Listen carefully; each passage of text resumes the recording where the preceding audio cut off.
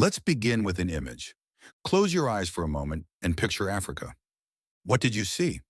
Was it a skyline filled with glass towers and highways?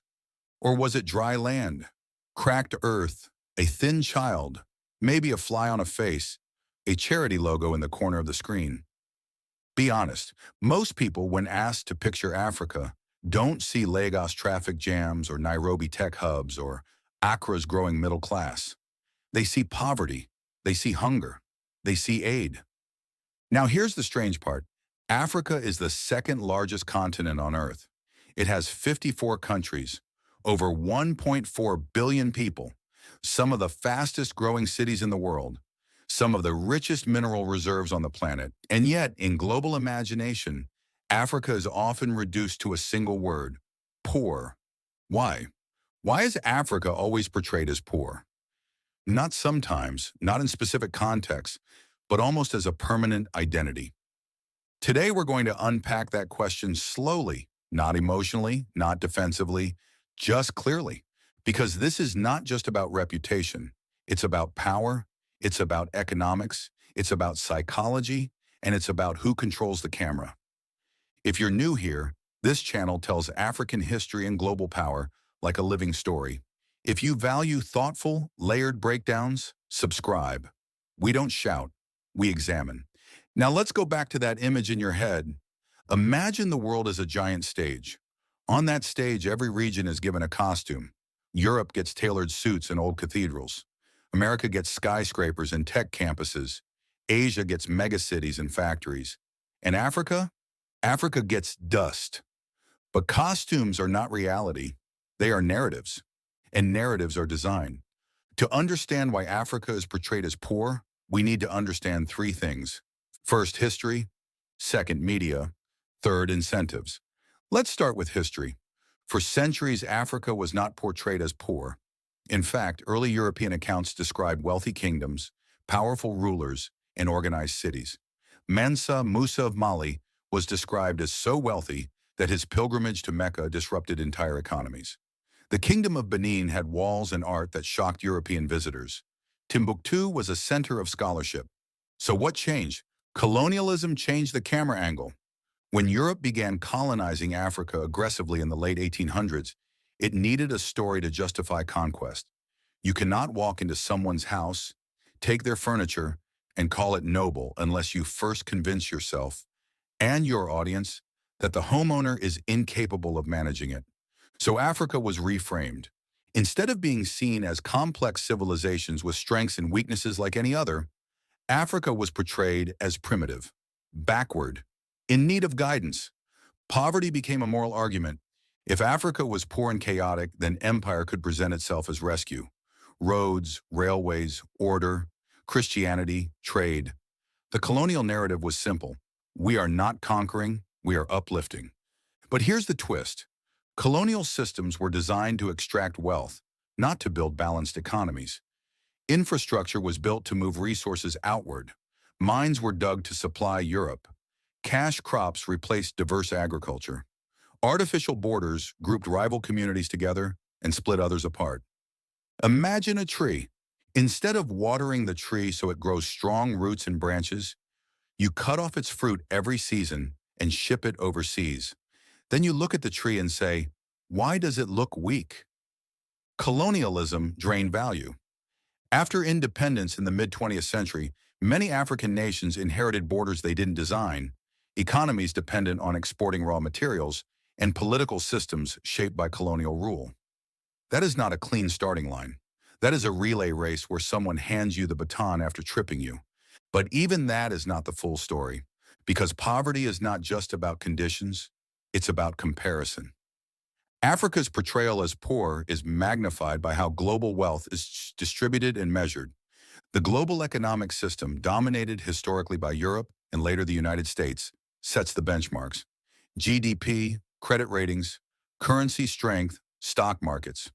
These are not neutral measures. They are tools shaped by a particular economic model. If a country exports raw materials and imports finished goods, it is at a structural disadvantage. Many African countries still operate in that pattern, not because they lack intelligence, but because global trade rules and capital flows reward those at the top of the value chain. Think of it like a bakery. If you only sell flour and buy back bread, you will always make less than the one who controls the oven. Africa sells cobalt, oil, gold, cocoa, coffee. Others refine, process, brand, and sell the final products at much higher margins. Then when income levels are compared, Africa looks poor. But the value did not disappear, it moved. Now let's talk about media. Media is the lens through which most of the world experiences places they've never visited, and media operates on incentives. What gets attention? Drama, crisis, shock. A headline that says, African city expands middle class by 8% does not spread as fast as famine strikes region. Charity campaigns amplify suffering because suffering triggers donations. News outlets focus on conflict because conflict drives clicks.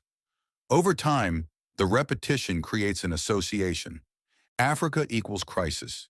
Crisis equals poverty. And the human brain is lazy with patterns. It compresses complexity into symbols. When Hollywood shows Africa, how often is it shown as futuristic or powerful? Compare that to how often it's shown as a backdrop for danger, safari, or war. Even maps can distort perception. Africa is often shrunk visually on common projections, making it appear smaller than it is. In reality, Africa is large enough to fit the United States, China, India, and much of Europe combined. When something is visually minimized, it feels less significant. Now let's move to something deeper. Psychology. Humans are storytellers. We like simple narratives. The rich West, poor Africa story is simple. It fits neatly into global hierarchies. But simplicity hides nuance. Africa is not a single economy. Nigeria's GDP is different from Rwanda's. Botswana's governance is different from Somalia's. Mauritius is different from Mali. Yet when people say Africa is poor, they often speak as if it is one country. Imagine someone saying Asia is poor and including Japan, Singapore, and Afghanistan in the same sentence without distinction. It would sound absurd. But that's what happens with Africa daily. There is also something called narrative inertia. Once a story is established, it keeps moving even when reality changes. If a continent was heavily portrayed as poor in the 1980s and 1990s due to debt crises, famines, and conflicts, that image sticks. Even as cities grow and economies diversify, the old image lingers. The brain updates slowly. Now let's talk about aid. Foreign aid has saved lives. That is important to acknowledge. But aid imagery often reinforces the image of dependency. When the primary global visuals of a continent are charity drives and NGO campaigns, it creates a subconscious hierarchy, giver and receiver. And here is the uncomfortable truth. Powerful nations benefit from being seen as helpers. It reinforces moral authority. It softens the history of extraction. If you are constantly seen as donating, fewer people ask what you extracted in the first place. It is easier to give back $1 when you took 10. Another layer is debt. Many African countries carry significant external debt. Structural adjustment programs in the 1980s and 1990s forced governments to cut social spending, privatize industries, and open markets rapidly. These policies were often presented as necessary reforms. In practice, they weakened public institutions and deepened inequality in some regions. When schools decline and hospitals struggle, the visible image is poverty, but the invisible cause is policy architecture. Now let's zoom out.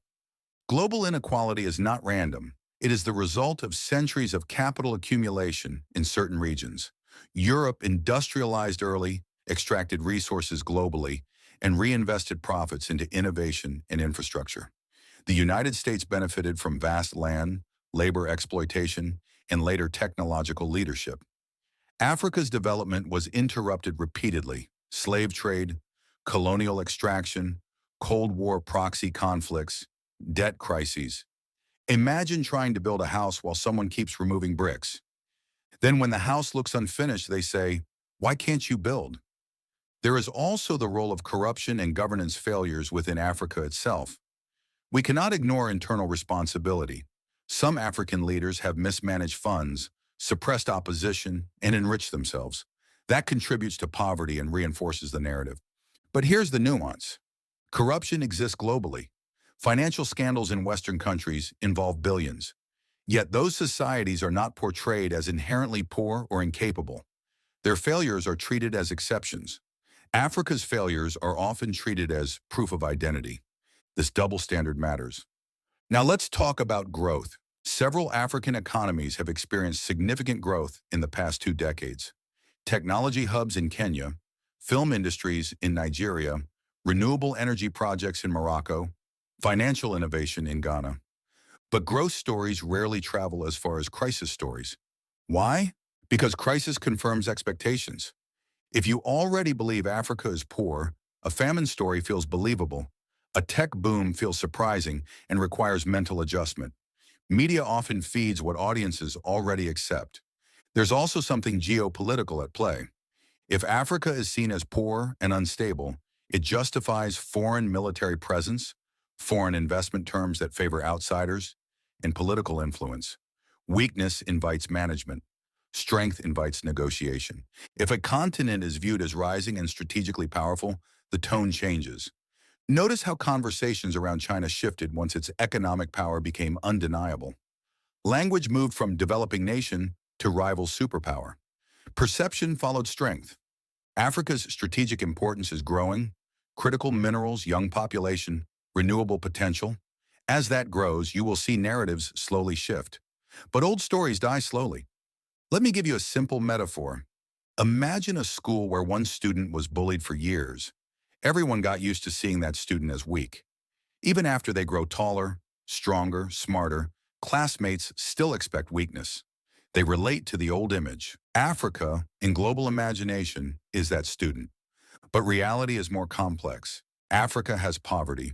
Yes, severe poverty in some regions, infrastructure gaps, conflict zones, public health challenges, but it also has entrepreneurs, engineers, scholars, artists, and growing urban centers. Both are true. The problem is not acknowledging poverty.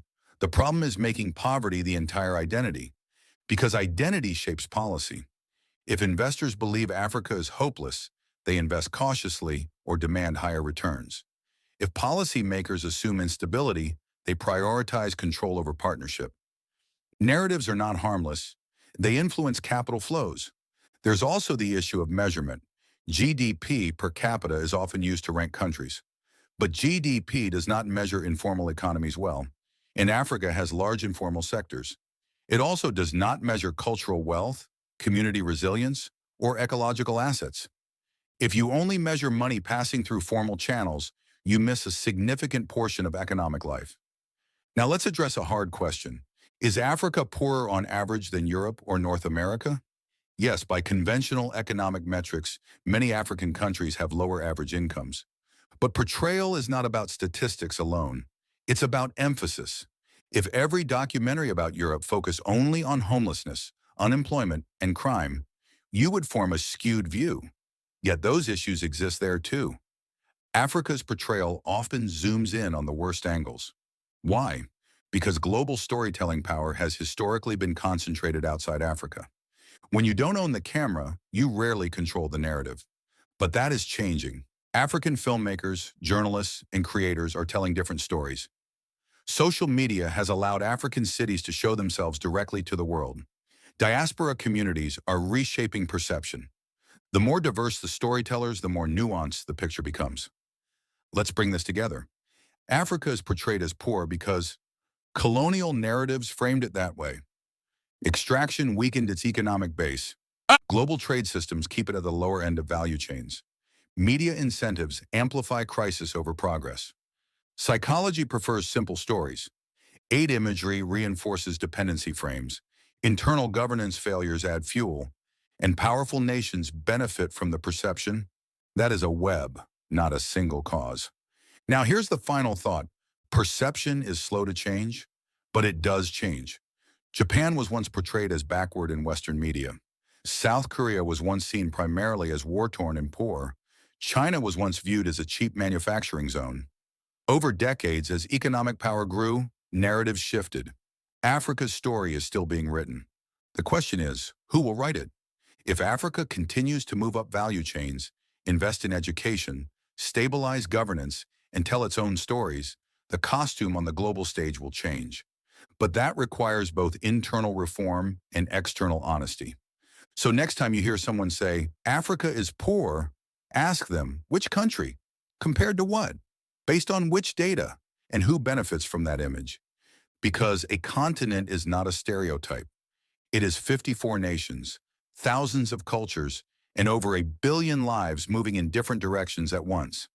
If this perspective gave you something to think about, subscribe, share it, and tell me in the comments.